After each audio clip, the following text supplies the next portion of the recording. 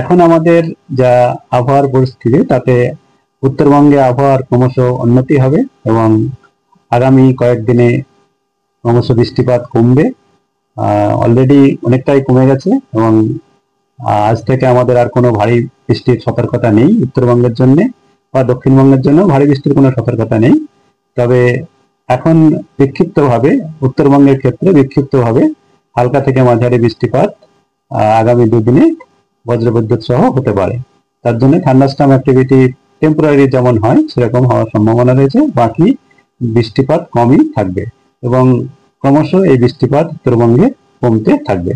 আর দক্ষিণবঙ্গের জন্য তাই, দক্ষিণবঙ্গে তবে থান্ডারস্টর্ম অ্যাক্টিভিটিটা বেশি এলাকা জুড়ে হতে পারে, তবে বিশেষত আমাদের উপকূল অঞ্চল বা তার আশেপাশের জেলাতে এবং পশ্চিমের কয়েকটা জেলাতে, যেমন আগামী 24 ঘন্টায় আমাদের উত্তর দক্ষিণ 24 পরগনা, নদিয়া, আমাদের পূর্ব পশ্চিম মেদিনীপুর, বাঁকুড়া, পুরুলিয়া এবং কলকাতাতেও কিছুটা চান্স আছে, হাওড়া, হুগলি, এগুলোতে কলকাতাতেও মেঘলা আকাশ আছেই এবং কখনো কখনো হয়তো কিছুটা বজ্রবিদ্যুৎ সহ বৃষ্টিপাতের সম্ভাবনা থাকছে।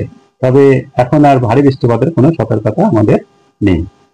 আর কলকাতা তার পার্শ্ববর্তী অঞ্চলের জন্য যেটা পূর্বাভাস, তাতে আগামী 24 ঘন্টাতে সাধারণত মেঘলা আকাশই থাকবে আর টেম্পোরারিলি কম সময়ের জন্য হালকা থেকে মাঝারি বৃষ্টিপাত বজ্রবিদ্যুৎ সহ হতে পারে। এই হচ্ছে আমাদের এখনকার পূর্বাভাস।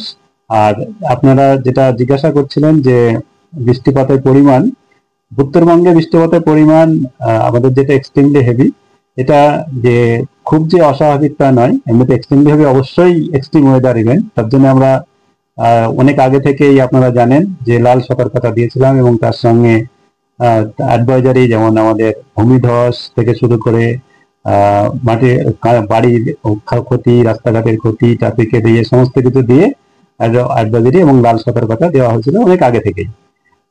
যেটা আমরা শুক্রবার থেকে লাল সতর্কতা শুরু করেছিলাম, তার আগে সতর্কতা ছিল। এবং আপনাদের মনে থাকবে আমি যখন পুজোর ব্রিফিং করেছিলাম 19 তারিখে, তখনও বলেছিলাম যে 2 তারিখের পর থেকে বা দশমীর পর থেকে আপনার উত্তরবঙ্গে বৃষ্টিপাত বাড়বে এবং ভারী বৃষ্টিপাতের সাথে থাকবে।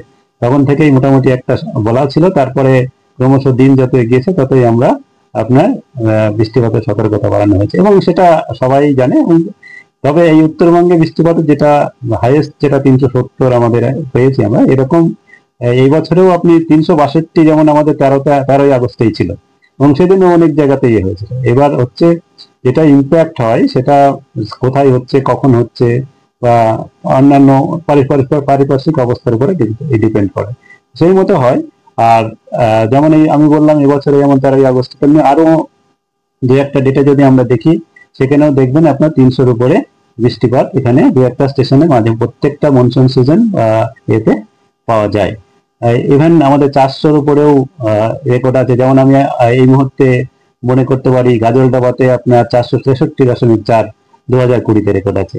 তারপরে এটা জুলাই মাসে ছিল। তারপরে 400-র উপরে হাসিমারাতে 478 আছে আপনার 2017-তে। এরকম ভাবে আপনি প্রত্যেকটা বছরেই এইখানে আপনার 300-400 যে তবে হ্যাঁ, এগুলো হচ্ছে এক্সট্রিম ইভেন্ট। তবে এক্সট্রিম ইভেন্ট আমাদের দক্ষিণবঙ্গের তুলনায় উত্তরবঙ্গে এগুলো হচ্ছে খুব একটা যে আনকমন তা নয়, দু একদিন প্রত্যেকটা সিজনে হয়। আর সেই মতো আমাদের সমস্ত রকম ডিজাস্টার অ্যাকশন নেওয়া হয়। তবে কখনো কখনো ইম্প্যাক্টটা বেশি হয়, কখনো ইম্প্যাক্ট কম হয়, এটা হয়, তারতম্য হয়।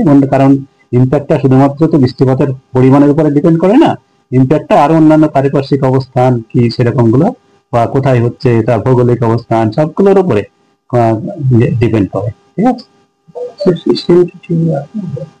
এখন ওই সাইক্লোনিক সার্কুলেশনটা দুর্বল হয়ে এসছে, ওইটাই রয়েছে। আর কিছুটা ময়েশ্চার আমাদের, যেটা আমরা বলেছিলাম যে প্রচুর পরিমাণে জলীয় বাষ্প উত্তরবঙ্গের দিকে প্রবাহিত হচ্ছে, সেটা এখন বন্ধ হয়ে গেছে, সেটা এখন কম পরিমাণে। না, এখন কোনো অ্যালার্ট নেই।